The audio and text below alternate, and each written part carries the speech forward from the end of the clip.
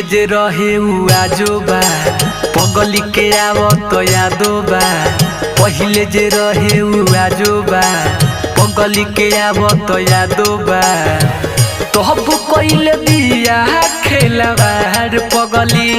याद आवतिया हमके यार पगली याद आवतिया हमके यार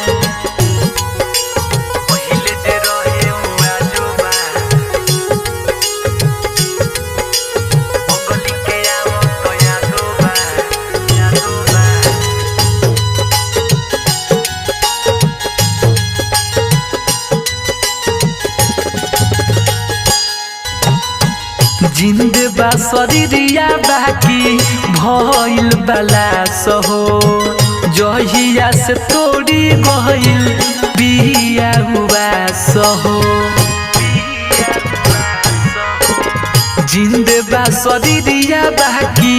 भइल बला सहो जहिया से तोड़ी गइल बिया हुआ सहो पहिले जे रहे उ आजोबा पगली के आवत यादोबा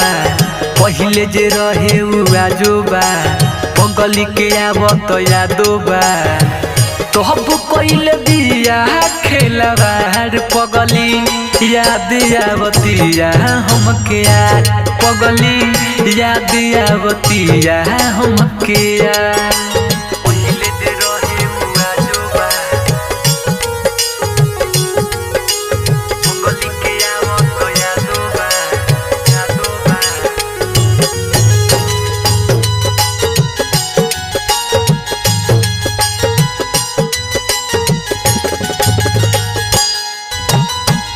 शीतल साफिर बतिया कहत रहले साचरे एक दिन जिंदगी तोर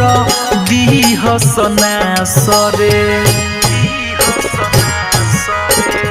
शीतल साफिर बतिया कहत रहले साचरे एक दिन जिंदगी तोर दीह सनासरे पहिले जे रहे उ आजोबा पगली के आवत यादोबा पहिले जे रहे उ आजोबा पगली के आवत यादोबा तब कइले बिया खेलवार पगली याद आवतिया हमके यार पगली याद आवतिया हमके यार